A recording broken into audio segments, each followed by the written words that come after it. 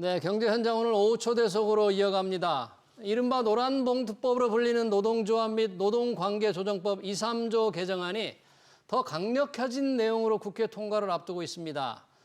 민주당은 어제 본회의에 통과를 계획했다가 속도 조절에 나섰지만 이달 중 반드시 통과시키겠다는 입장입니다.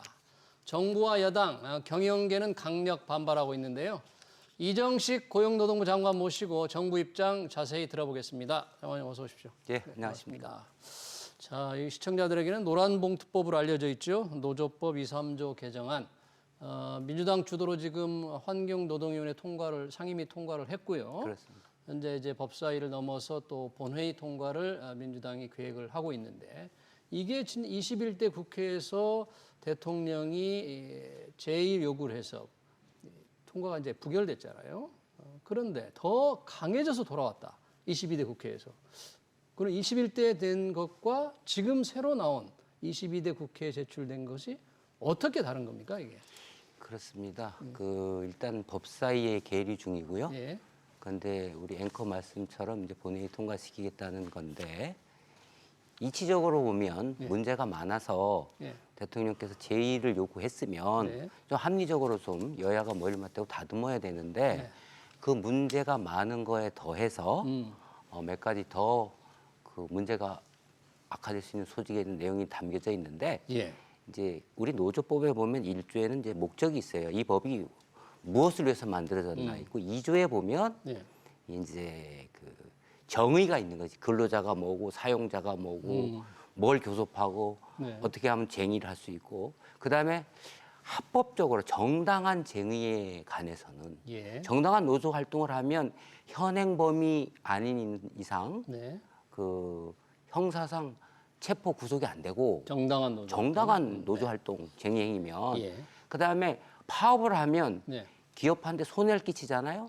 손해배상 청구 대상이 되질 않아요. 정당한 노조 활동. 네, 그래서 2조는 그 여러 가지 정의, 3조는 그 민형사상 정당한 그 노조 활동을 하면 면책이 된다는 조항이 들어가 있어요. 그러니까 손해배상 청구를 안 할 수가 있다는 거지 못하게 돼 있고 그런데 그동안에 이제 사용자의 개념을 21대 국회에서 확대를 했고 사용자의 범위로 확대했고 사용자의 범위 그러니까 원청 나와라 이런 거지 이제 하청업체에서 협력업체에서 원청 나와라 대기업 나와라 이거 원청업자도 하청업자의 노사관계 대상자로 보겠다 이렇게 그런 게 이제 21대 국회에서 제의 요구된 내용이고 또 하나는 그 당시에 이제 그 사용자가 손해를 보면 손해배상 청구를 할 수 있는데 아까 말씀드린 것처럼 노동조합이 정당한 그 파업을 하면 그 사용자가 손배 청구를 할 수가 없는데 불법을 하는 경우에 그 손배를 청구할 수 있잖아요. 그걸 이제 제한하는 게 21대 국회에 있었는데 이번에 제의 요구가 됐는데 추가된 게 그 범위를 더 넓혔어요. 손해배상 청구를 제한하는 범위를 더 넓혔다. 그래서 사용자의 그 권리, 재산권 행사를 그 축소한 거고 일반적으로 우리가 법은 가해자와 피해자, 불법 행위자가 있을 때 그 불법 행위자로 인한 손해를 보는 사람을 보호하는 게 법의 원리인데 그 가해자를 두텁게 더 보호하게 됐다 이렇게 볼 수 있죠. 네, 손해배상 청구 제한을 하는 범위가 넓어졌다는데 우선 어떻게 넓어진 거예요? 어떤 거가 새로 들어간 거예요? 일단 두 가지라고 아까 말씀드렸는데 하나는 그 근로자의 범위에서 근로자가 아닌 자는 우리가 노조를 못 하게 돼 있어요. 근로자가 아닌 사람이 노조 만들어서 특혜를 받고 뭐 손해를 끼치고 그래서 정당한 경우에 민형사상 면책받으면 안 되겠잖아요. 사용자들이 담합하고 개인 사업자들이. 두 번째 이제 그 면책 손배의 그 범위를 제한한 내용은 이제 정당한 쟁의 행위, 노조 활동 그 밖에 뭐 무슨 행위들. 그러니까 이제 굉장히 모호하게 그 범위를 넓혔고 그 밖에 노조 활동을 일하는 것도 손해배상 청구를 못하게 하면 그 밖에라는 게 좀 여러 가지 일이 될 수 있다는 거죠. 그다음에 또 하나는 이제 사용자의 이제 불법 행위가 있을 수 있잖아요. 그거는 이제 부당노동행위 같은 거거든요. 노동조합 활동에 지배 개입하는 경우, 불이익을 주는 경우 이런 경우에는 법적인 구제 절차가 있는데 사용자의 불법 행위에 대항하기 위한 노동자들의 그 노동조합이나 노동자들의 행위를 또 면책 대상으로 이렇게 해놨다. 그래서 전반적으로 보면 대법원 판례에서 그 우리가 부진적 연대 책임이라고 하는데 집단으로 공동으로 실력 행사를 해서 불법 행위를 해서 손해를 끼치면 그거 연대해서 그 불법 행위자는 책임을 묻게 돼 있는데 예. 이 집단 행동이라는 게 파업이라는 게 집단 행위잖아요. 그렇죠. 근데 그거를 사용자가 일일이 다 개별적으로 확인해서 책임의 한도를 정해서 청구한다? 이게 못하게 하는 거예요. 손해배상 청구. 네, 그런 겁니다. 그렇군요. 네. 자, 그러면 이런 문제가 있다고 생각되는 것들을 지금 말씀을 해주셨는데 만약에 이대로 본회의에서 통과된다. 그러면 아까 이제 21대에서 이제 제2의권 해서 부결이 됐던 건데 거기다 더 강해져서 왔잖아요. 그러니까 사용자 범위가 확대됐다고 그러는데 된다면 통과된다면 어떤 일이 생길까요? 원청과 하청 간의 그렇습니다. 관계에서 어떤 걸 우려하는 겁니까? 이와 관련해서는 우리가 이제 흔히 쓸 수 있는 말이 혼란, 갈등, 예. 위헌, 위법, 격차 확대, 실력 행사, 역사적인 후퇴 많은 얘기를 할 수가 있는데 예. 한마디로 이렇게 이거는 불법 행위를 조장하는 그런 법이다. 왜냐하면 지금도 예. 대부분의 노동조합은 합법적으로 하기 때문에 손배, 가압류 등 그로부터 자유로워요.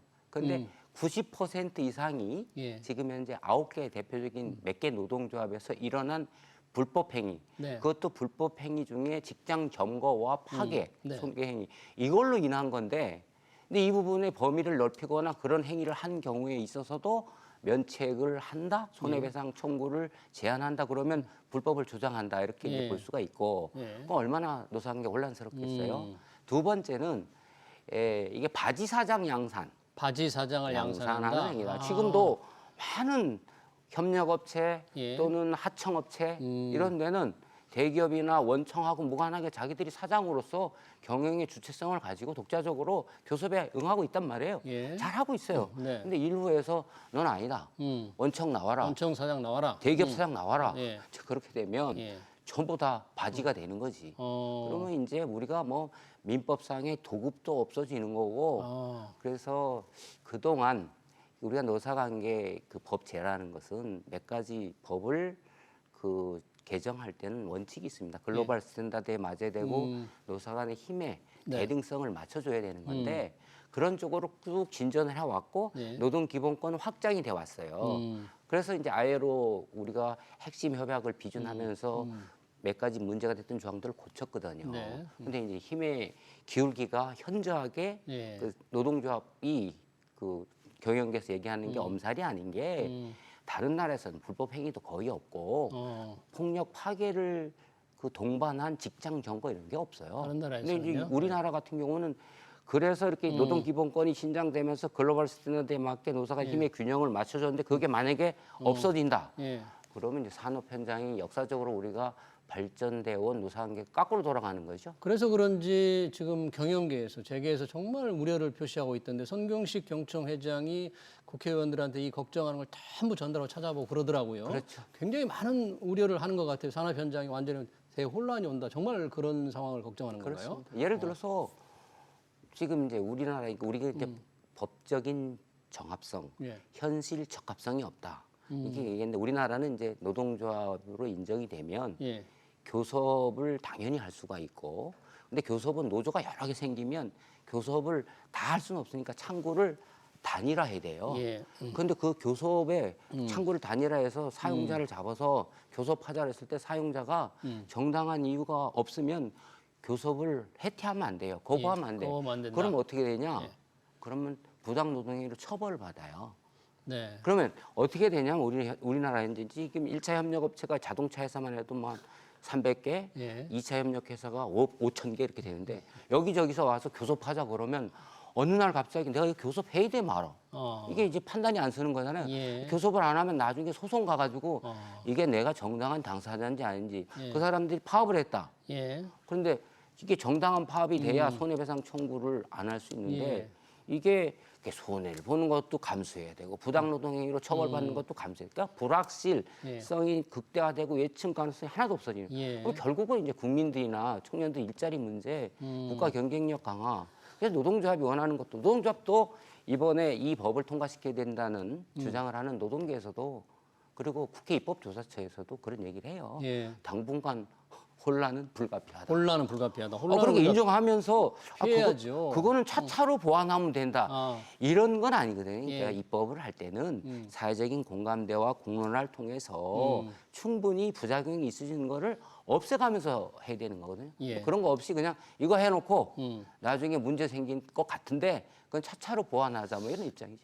정말 이 하청업체들이 너도나도 나서서 원청 사장과 노동 협상을 하자 이렇게 나서면 정말 대혼란이 일어난다는 우려 경영계가 지금 심화되고 있는데 여튼 지금 민주당의 기세로 본다면 이달에 이게 통과가 될 것 같습니다. 뭐 압도적 다수를 차지하고 있으니까 어떻게 하실 겁니까? 통과가 됐다고 전제를 한다면. 지난번에 이제 제의 요구를 했고 문제가 있어서 노동부 장관으로서는 노동조합법 책임지고 집행을 해야 되는데 예. 이제 갈등을 예방하고 공정하게 조정해야 되는데 하기 어렵거든요. 예. 그래서 제의 요구를 건의를 드려서 제의 요구를 했습니다. 똑같은 내용이 지금 그 수순을 밟아가고 있는데 이 부분 관련해서 일단 법사위에서는 뭐 이견 차이가 있고 뭐 어쩌고저쩌고 하면서 지금 하고 있는데 그건 모르겠고 예. 근데 이제 경영계나 뭐 외국인 투자 기업들도 문제가 있다. 뭐 이제 이렇게 하고 있으니까 국회에서 국회의장이 오늘 보도를 보니까 뭐 국회에서 사회적 대화를 하자. 국회에서 사회적 대화를 하자. 이렇게 얘기를 하는데 이 부분은 아픈 것이 뭐냐면 지난번 문재인 정부 때도 지금 야당이 절대적인 다수 의석을 차진 여당이었거든요. 그렇죠. 그리고 그때 그분들이 국정과제로 이걸 2조 3조를 국정과제로 설정했었어요. 근데 그때 굉장히 좋은 조건에서 개정을 안 하고 있다가 그때도 개정을 안 했는데, 정권이 바뀌고 21대에서 하고 제2요구가 됐는데 그걸 다시 플러스 알파를 해서 더 나쁜 법을 더 문제가 되는 법을 가져 나왔다. 예. 그래서 아마 법사위에서 그렇고 국회의장도 나서서 예. 국회에서 한번 다뤄보자 이렇게 얘기를 하는 것 같은데 저희가 볼 때는 아마도 마지막까지 이것이 가져올 수 있는 여러 가지 부작용을 감안해서 잘 하기를 기대해야죠. 네, 잘하길 기대하는 수밖에. 네. 예, 그러니까 자기가 집권 여당이었을 때 다수당으로서도 하지 않았던 거를 이제 와서 계속 밀어붙이는 게 혹시 뭐 다른 전략이 있는 게 아닌가 뭐 이런 생각도 좀 해보는데 여기 노동조합법 말고도 우리 장관님께서 하는 일이 굉장히 많은데 요즘 정부 전체적으로 지금 저출생이 국가 비상 사태 아니겠습니까? 지금 저출생 고령사회 대책위원회가 많은 일을 추진하고 있는데 우리 노동부에서 고용노동부에서도 지금 여러 가지 방안을 마련하고 있잖아요. 어떻게 구체적으로 좀 실천 방안은 어떤 걸 지금 하고 있습니까? 네, 그렇습니다. 지금 이제 저출생 문제로 인한 인구 감소가 우리나라의 가장 큰 문제고, 그런데 한 보름 전에 나온 OECD 2024년도 한국경제 보고서에 따르면 예. 우리나라의 인구 문제를 해결하는 데는 세 가지를 꼽아요. 예. 하나는 일가족 양립이다. 그렇죠. 또 하나는 외국 인력이다. 외국 인력. 또 하나는 노동시장의 그 이중구조나 양극화 이런 것들을 개혁을 해야 된다. 예. 이 세 가지가 다 노동부의 이제 핵심 정책이거든요. 예. 이번에 이제 저출생 대책으로 나온 거 보면 크게 세 가지 방향에 초점이 있습니다. 하나는 일가정 양립이다. 네. 또 하나는 이제 양육. 양육. 이제 이게 보건복지부하고 이제 교육부, 교육, 양육부 이런 거고. 그 다음에 하나가 이제 주거. 네. 이제 주거가 우리 생활 차지하는 비중이 크니까. 그런데 대부분의 사람들은 이제 그 중에 아마 핵심 중에 핵심이 일가정 양립이다. 양립이죠. 왜냐하면 우리는 일하고 가정을 둘 중 하나를 선택할 수는 없는 거예요. 둘 다 같이 가야 되는 거죠. 그렇죠. 일만 하면 가정이 파괴되는 거예요. 그렇죠. 그래서 일을 통해서 소득을 벌고 자아를 실현하고 사회에 기여하고. 어떤 부분에 조금 지원을 이렇게 노동부에서 그다음에 하게 되나요? 이제 가정이 또 행복해야 재충전이 되는데 저희들이 일가정 양립과 관련해서는 그래서 대책 중에 가장 시급하고 실효적인 게 저희들 정책이라고 보는 게 네 가지에 초점을 맞추고 있어요. 네. 하나는 이제 우리가 슬로건은 부부가 다 함께 부부가 다 함께. 눈치 보지 않고 동료나 사장님 눈치 보지 회사 눈치 보지 않고 편하게 쉽게 예. 제도를 활용하자. 그래서 첫째는 그러려면 이제 소득이 그리고 시간이 충분해야 된다. 그래서 소득과 시간을 저희들이 충분하게 해드린다. 두 번째가 이제 우리가 문제가 되는 게 이제 모성, 그러니까 엄마가 네. 독박 육아를 하는데 부모가 같이 하게 해주겠다. 세 번째가 이제 그 중소기업 예. 은 사실상 사람 구하기도 어렵고 그렇죠. 이 모성보호제도 가정 양립제도를 활용하는데 많은 어려움이 있습니다. 그래서 그렇습니다. 중소기업을 지원한다. 지원하는 거. 네 번째는 이것이 이제 눈치 보지 않고 편하게 하나의 권리로서 사회적인 문화로 자리 잡게 하는 것 이렇게 네 가지를 가지고 있는데 첫째, 예. 그러니까 이제 소득 지원과 관련해서는 예. 육아휴직을 할 때 소득이 있어야 되는 거 아니에요? 그렇죠. 소득을 좀 높여준다는 거죠. 소득을 높여주죠. 대폭 늘렸죠. 예. 그래서 현재 150만 원을 192만 5천 원. 네. 그런데 이제 그 평균 1년 평균이 그렇고 셋째 달까지는 150에서 250까지 대폭 늘린다. 예. 그다음에 지금은 계속 고용이 그러니까 육아휴직을 갔다 오면서도 계속 일할 수 있게 하기 위해서 그 4분의 1은 복직을 했을 때 주는데 그것도 없애서 충분히 소득을 쉴 보존해 때 다 줘라. 쉴 때 다 주는 거죠. 네. 소득을 보존해 편하게 쉴 수 있잖아요.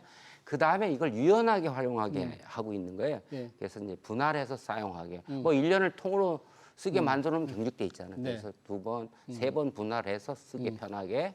그다음에 또 하나가 이제 뭐냐면 이게 2주 정도는 부모가 같이 하면 4주가 되겠지. 예. 그럼 한 달 정도를 육아휴직을 같이 쓸 수가 있는 거예요. 뭐 방학 때 같은 경우에 마지막으로 이제 그 편하게 할 수 있다는 건데 대개 출산휴가는 다들 자동으로 그 보장해 주는데 육아휴직은 눈치를 보는데 아예 출산휴가 가면 육아로 바로 연결돼서 연결. 통합해서 신청한다. 알겠습니다. 네, 뭐 이런 내용이고요.